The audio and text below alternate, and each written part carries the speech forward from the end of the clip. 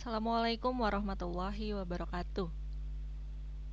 Selamat menyambut semester baru ya, ini semester 3 di mata kuliah biostatistik deskriptif. Jadi untuk mata kuliah biostatistik sendiri, teman-teman akan ketemu 2 kali. Di semester 3 ketemunya dengan biostatistik deskriptif, terus nanti semester 4 ketemunya dengan biostatistik inference. Nah, kenapa dipisah? Karena secara konsep mereka berbeda.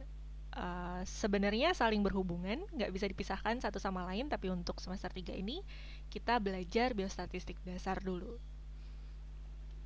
Oke, sebelum saya lanjut, sebenarnya biostatistik ini sangat erat dengan kehidupan kita akhir-akhir ini. Seperti yang kita ketahui, sekarang kita sedang berada dalam masa pandemi COVID-19 ya, di mana sehari-hari kita disajikan berita terbaru terkait dengan wabah ini. Nah, kalau kalian memperhatikan, itu intensitas kita melihat data itu jadi lebih tinggi ya, baik di media cetak, media online yang sering kita akses sebagai milenial. By the way, saya masih masuk milenial, maupun media konvensional kayak TV yang ditonton sama orang tua kita. Nah, seringnya kita berinteraksi dengan data-data tersebut itu secara nggak langsung mengajak kita untuk belajar membaca data. Nah, itulah tugas biostatistik, mulai dari pengambilan data, pengambilan data, kemudian penyajian deskriptif, penyajian data gitu ya. Bagaimana cara kita membuat data itu bisa berbicara gitu. Bagaimana kita bisa membuat yang terlihat sulit karena banyak angka itu bisa dipahami sama orang awam. Kalian bayangkan para pakar itu yang saat ini terlibat di pemerintahan atau di gugus tugas mungkin ya, mereka harus menggabungkan gitu data dari setiap daerah untuk sampai di pusat, kemudian memastikan orang-orang yang membaca data itu nggak bingung, karena kita nggak bisa menyamaratakan tingkat pendidikan orang se-Indonesia kan, jadi kita harus memastikan data itu bisa dibaca sama orang awam. Nah, itulah tugas biostatistik. Mulai dari sebelum sampai data itu disajikan, tentu sebelumnya kita harus nyari data kan, sebelumnya kita harus mengambil data pengukuran, melakukan pengukuran yang bagus, baru kemudian data itu diolah. Karena kalau datanya nggak bagus, datanya nggak sesuai, nggak mengukur kejadian yang sebenarnya, nggak mengukur apa yang mau kita ukur, data itu nggak akan bisa diolah dan nggak akan bisa merepresentasikan masalah yang ingin kita lihat. Nah, itu konsep dasar biostatistik awalnya dari situ. Secara umum biostatistik ini mempelajari data. Data itu isinya angka ya, sebagian besar angka. Yang terlihat angka, tapi angka itu punya makna yang berbeda-beda. Nah, itulah pengantar mata kuliah biostatistik deskriptif. Kita lanjut. Oke, ini kita belajar dulu ya sejarah dari statistik. Statistik itu asal katanya dari dua bahasa, bahasa Latin dan bahasa Inggris, di mana bahasa Latin statistik itu berasal dari kata status. Kalau ditanya status lo apa, jomblo, berarti dia menanyakan negara lo, negara kalian sebenarnya. Jadi kalau ada yang nanya status kamu apa, jawab aja negara. Kamu apa? Indonesia kan? Status kamu apa? Indonesia. Sama sebenarnya. Kemudian dari bahasa Inggris state yang artinya negara. Jadi kenapa dia disebut negara? Awal-awalnya statistik itu karena yang dipelajari adalah ukuran-ukuran yang ada di negara. Misalnya kayak ukuran pembangunan negara. Di dalamnya misalnya ada ukuran ekonomi, politik, pendidikan, sosial, budaya, dan penduduk. Jadi kenapa namanya statistik? Karena awalnya dari situ. Kemudian dari data-data tadi, data-data ukuran yang ada di suatu negara, diceritakanlah, kita bisa mendapatkan modal untuk bisa menceritakan fakta terkait dengan negara tersebut, berkaitan dengan ekonomi, politik, dan sebagainya. Jadi statistik itu menceritakan fakta dengan angka-angka. Jadi kalau kita memberikan informasi terkait apapun, informasi itu harus berbasis data. Itu di dalam statistik. Namun akhirnya, statistik tidak hanya mempelajari ukuran-ukuran yang digunakan di suatu negara, tapi juga akhirnya berkembang ke seluruh aspek kehidupan, mulai dari industri, teknologi informasi, bisnis, hukum, dan termasuk kesehatan. Kalau di kesehatan, statistiknya spesifik pada biostatistik. Jadi bisa diartikan bahwa statistik adalah sekumpulan konsep dan metode yang digunakan untuk mengumpulkan dan menginterpretasi data. Jadi dari mulai mengumpulkan, sebentar ini ada pointer ya, saya pakai pointer. Dari mulai mengumpulkan sampai data tersebut disajikan, kemudian diinterpretasi, itu ranahnya statistik. Kemudian poin lainnya selain dikumpulkan, diinterpretasi, kemudian kita juga harus mengambil kesimpulan dari data itu. Apa kesimpulannya? Misalnya kita dapat suatu hasil, misalnya prevalensi stunting adalah 25%.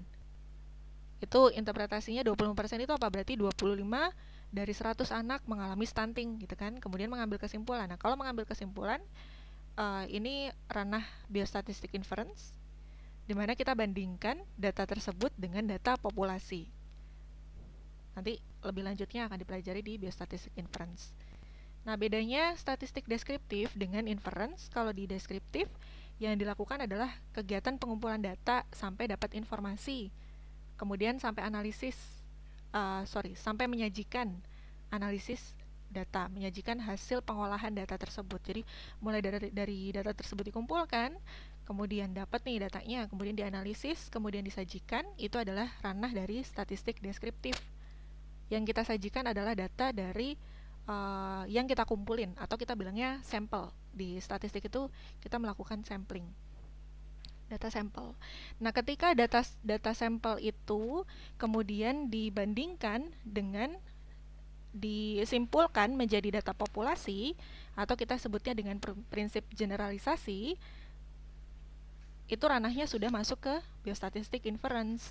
Jadi saya ulang, kalau deskriptif kita menyajikan data sampel, kalau di inference kita menyimpulkan data sampel sebagai data populasi. Nah, ini sejarah perkembangan statistik secara lebih detail ya.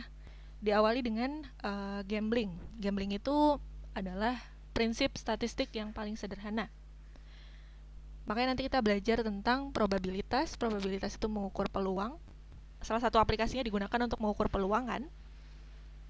Pengukuran peluang itu adalah salah satu aplikasinya adalah gambling, tapi aplikasi yang tidak baik ya.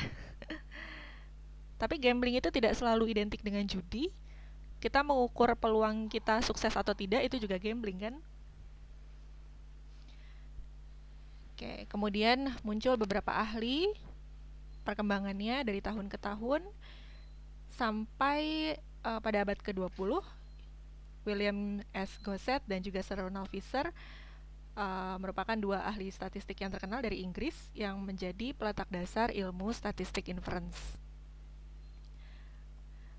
Nah, karena ilmu statistik semakin berkembang, maka akhirnya ditemukan teknologi komputer untuk kita bisa mengolah data. Jadi sebenarnya kalau dulu orang-orang menghitung data, melakukan analisis data atau mengolah data ya, itu secara manual menggunakan rumus. Sekarang udah banyak software yang berkembang, ada SPSS, ada Stata, ada R, macam-macam, aplikasinya makin canggih gitu ya. Nah, kalau sudah ada aplikasi, ngapain kita belajar statistik? Aplikasi itu hanya sebagai tools untuk membantu kita menghitung.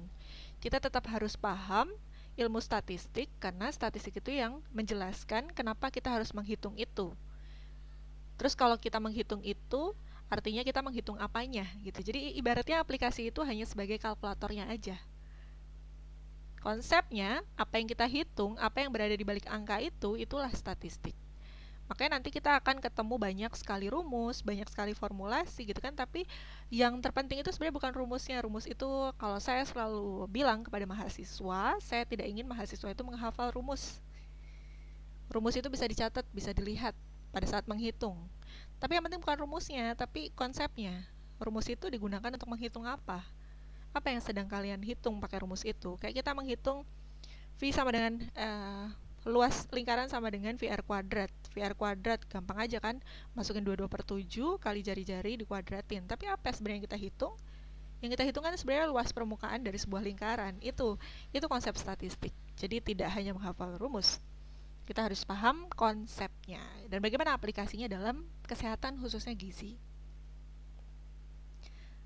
Nah, sekarang akhirnya kita masuk ke statistik secara lebih khusus, yaitu statistik kesehatan atau biostatistik. Jadi kalau ditanya buku apa yang harus saya punya untuk belajar?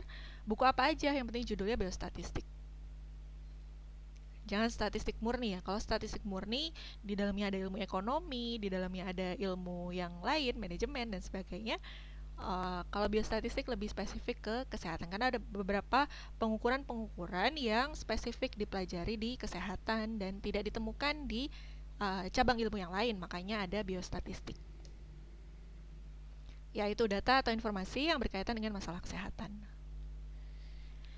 Kemudian peran dan fungsi biostatistik. Nah, saya kasih tahu bahwa statistik itu adalah tools atau alat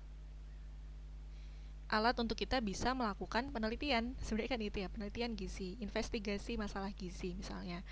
Jadi karena dia alat, maka kita harus tahu alat ini dipakai untuk apa. Makanya kita belajar ilmu gizi.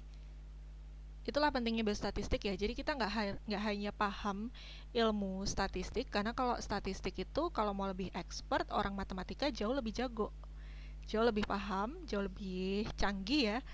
Tapi lebih dari itu, biostatistik itu karena dia adalah tools, maka kita harus tahu sebenarnya apa yang diukur. Jadi kita harus tahu ilmunya dari cabang ilmu yang kita hitung datanya itu. Misalnya kalau statistik gizi, statistik kesehatan, ya berarti statistiknya sebagai alat kita untuk melakukan penelitian kesehatan. Gitu ya. Kemudian statistik di sini juga ada poin penting menjadi dasar dalam pembuatan program atau intervensi, karena statistik itu menyajikan data untuk menjadi pijakan kita melakukan intervensi atau memberikan suatu program di masyarakat. Contohnya misalnya USFDA itu Badan POM-nya Amerika Serikat, sebelum dia merilis obat baru ke pasar, dia harus melakukan uji klinis untuk mengetahui efektivitas dari obat tersebut. Kalau nggak dilakukan uji klinis, nggak akan tahu obat tersebut manjur atau enggak gitu kan. Nah, sederhananya yang sekarang sedang kita alami, ada uji vaksin yang rame ya, katanya ada yang dapat vaksin tapi dia ada peserta uji vaksin tapi dia positif COVID gitu. Nah, itu ada metodenya sebenarnya. Kita nggak tahu orang yang positif COVID itu masuk dalam orang yang dapat treatment vaksin atau dapat treatment placebo. Placebo itu yang tidak ada efek apa-apa. Ya, itu lebih lanjut dipelajari di clinical trial. Tapi intinya, sebelum kita menyebarkan vaksin itu secara luas di masyarakat, vaksin itu harus diuji. Hasil ujinya berupa data, berupa angka, itulah yang diolah di statistik.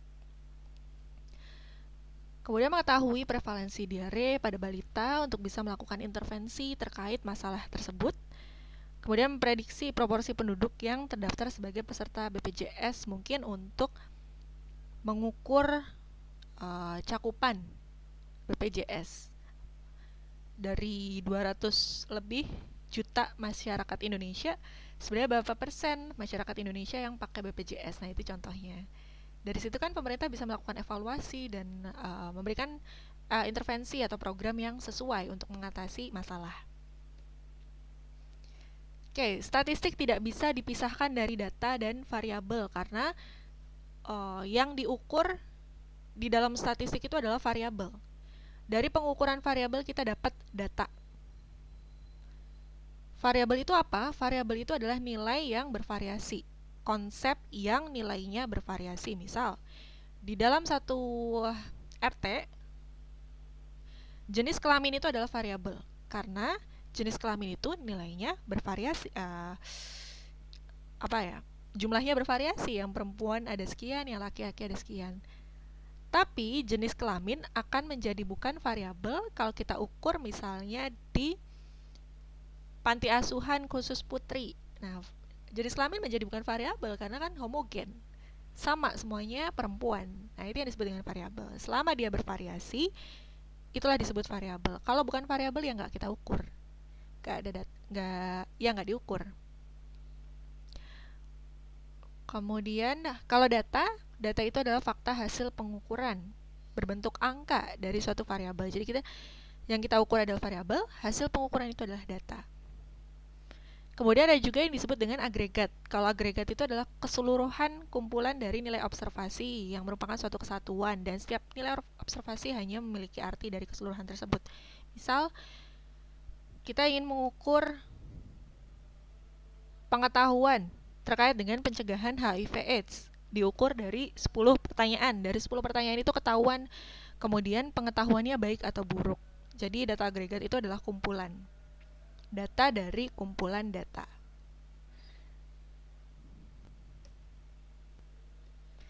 Jenis data, ada data kualitatif, ada data kuantitatif. Ada data diskrit. Ini untuk yang kuantitatif ya. Data diskrit dan data kontinu. Diskrit itu hasil perhitungan, hasil menghitung. 1, 2, 3, 4, 5. Nggak ada koma. Misalnya jumlah mahasiswa di kelas ini adalah 34. Saya nggak bilang jumlah mahasiswa di sini adalah 34,5 karena hasil perhitungan 1, 2, 3 itu selalu hasilnya bilangan bulat. Nggak ada desimalnya. Contoh lain misalnya jumlah penderita narkoba suntik, jumlah akseptor KB mantap. Jumlah orang ya. Sementara kalau variabel kontinu itu numerik, itu adalah hasil pengukuran. Jadi bedakan antara variabel hitung dan variabel hasil. Variabel ukur, data hitung dan data ukur itu berbeda. Kalau di data ukur kita bisa bentuknya desimal. Contohnya tinggi badan 156,5 misal. Berat badan 60,7. Hemoglobin misalnya 11,5 misalnya. Nah, ini hasil pengukuran, ini hasil perhitungan. Perhitungan namanya diskrit, kontinu yang pengukuran. Berdasarkan sumbernya ada data internal, eksternal, primer dan sekunder. Primer itu misalnya yang kita ukur sendiri, kalau sekunder itu yang kita dapatkan dari orang lain. Masing-masing memiliki keuntungan dan kerugian, tergantung keperluan penelitian dan tujuan penelitian. Kita masuk ke konsep populasi dan sampel, karena di dalam biostatistik deskriptif yang kita ukur adalah sampel. Kenapa kita nggak menghitung populasi? Populasi itu kan keseluruhan ya, keseluruhan orang yang mau kita lihat, mau kita ukur. Bisa jadi ada beberapa keterbatasan, misalnya jumlah populasi terlalu banyak sehingga dana tidak mencukupi, tidak memungkinkan bagi peneliti untuk mengukur keseluruhan populasi. Misalnya tadi kita mau menguji efektivitas jangan klinis ya. Misalnya kita mau melihat kadar hemoglobin ibu hamil di Jakarta. Kita nggak mungkin melihat ibu hamil yang ada di Jakarta satu-satu karena terlalu banyak. Satu RT aja mungkin bisa ada, mungkin ya, saya nggak tahu, mungkin 20, nggak tahu ya. Nah itu kan nggak memungkinkan, sehingga kita melakukan metode sampling untuk mengambil sampel. Jadi yang kita hitung di dalam biostatistik deskriptif itu adalah data dari sampel. Populasi adalah kumpulan dari satuan unit yang ingin kita buat inferensi atau generalisasi hasil penelitian. Kita ingin tahu tadi berapa kadar HB ibu hamil di seluruh Jakarta. Berarti populasinya ibu hamil di Jakarta. Jumlahnya bisa tak terbatas, bisa kita bahkan nggak tahu jumlahnya berapa, saking banyaknya. Kemudian karakteristik populasinya itu yang kita sebut dengan parameter. Misalnya parameternya tadi kadar HB, parameternya berat badan, dan sebagainya. Sementara kalau sampel adalah kumpulan dari satuan atau unit yang kita ambil dari populasi. Jadi sampel itu adalah bagian dari populasi, di mana pengukuran itu dilakukan. Jadi kita nggak mengukur seluruhnya, kita hanya mengukur yang hijau saja. Itu yang disebut dengan sampel. Sampel itu bisa diambil secara random dan bisa diambil secara non-random juga, tergantung. Nah, hasil pengukuran dari sampel itu yang kita sebut dengan statistik sampel. Saya statistik hasil pengukuran berat badan, statistik hasil pengukuran kadar hemoglobin, dan seterusnya. Itulah yang kita lakukan analisis statistik di step selanjutnya. Ini contohnya ya, bisa dibaca. Sebuah penelitian bertujuan untuk mengetahui angka cakupan imunisasi di Kota Depok anak-anak usia 12-23 bulan. Populasinya adalah seluruh anak usia 12-23 bulan di Kota Depok. Ada 1.365 anak. Banyak sekali ya. Dari hasil perhitungan sampel didapatkan 534 sampel yang harus diambil. Nah, itu adalah sampel. Nah, mengapa harus melakukan sampel? Kenapa tidak meneliti seluruh populasi? Kalau kita meneliti seluruh populasi, itu dinamakan dengan sensus yang sering dilakukan secara rutin oleh Badan Pusat Statistik misalnya. Sensus itu keseluruhan populasi diambil tadi karena ada keterbatasan dana, keterbatasan biaya, keterbatasan sumber daya yang dimiliki peneliti, dan keterbatasan waktu juga. Misalnya kita mau melakukan intervensi stunting, tapi kita harus mengukur seluruh anak usia di bawah 2 tahun di seluruh Indonesia. Untuk menunggu data itu sampai terkumpul bisa berapa tahun gitu kan, sementara intervensi harus segera dilakukan. Bisa seperti itu. Maka dibutuhkan sampel, dan dari sampel kita harus paham ilmu statistik, bagaimana cara mengolah nilai sampel itu sampai kita bisa menyimpulkan nilai itu sebagai nilai populasi. Nah, ini tadi keterbatasan sumber dana, tenaga, dan waktu. Sensus juga tidak terlepas dari kesalahan. Pun kalau kita mengukur keseluruhan orang, belum tentu datanya akan sempurna. Pasti ada saja kesalahan. Kemudian pada sampel, ketepatan kesimpulan peneliti bergantung pada keterwakilan populasi. Makanya kita harus memastikan setiap anggota populasi itu memiliki wakil di sampel yang kita pilih. Makanya nanti kita belajar metode sampling di biostatistik.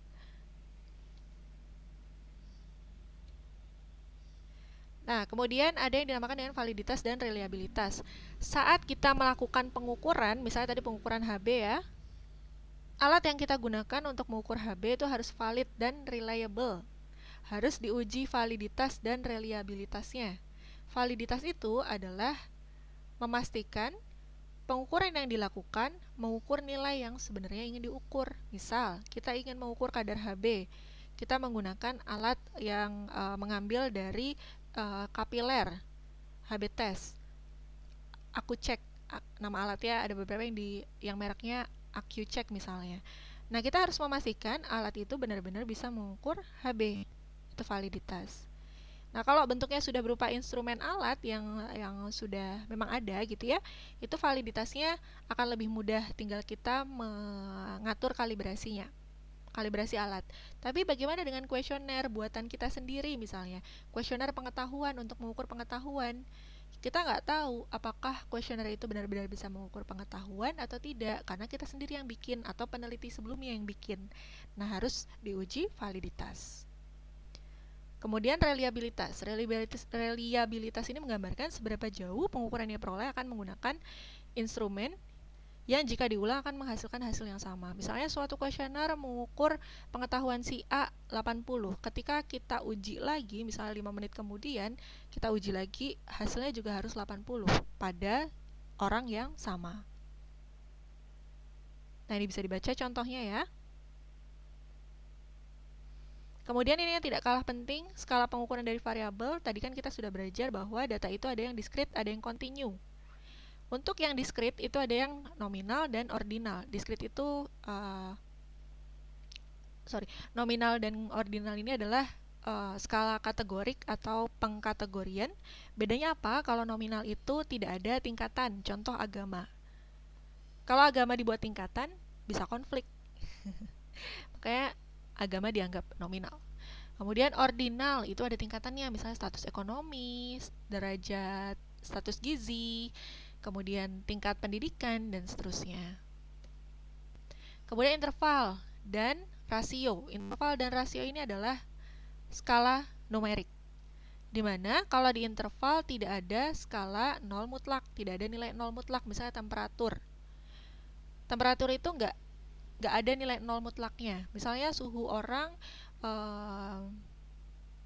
37 derajat Celcius. Nggak mungkin kan orang yang misalnya dia demam sekali, kemudian suhunya jadi 74 derajat Celcius atau 2 kali lipatnya, kan nggak mungkin. Atau skor IQ, itu juga skala interval. Sementara rasio itu memiliki nilai nol mutlak, misalnya berat badan. Jelas ada nol mutlaknya. Orang yang berat badannya 60 kilo itu 2 kalinya orang yang berat badan 30 kilogram. Nah, itu. Oke, terima kasih atas perhatiannya. Sekian materi kita pada sesi 1 hari ini. Semoga bisa bermanfaat dan dipelajari dengan giat. Wassalamualaikum warahmatullahi wabarakatuh.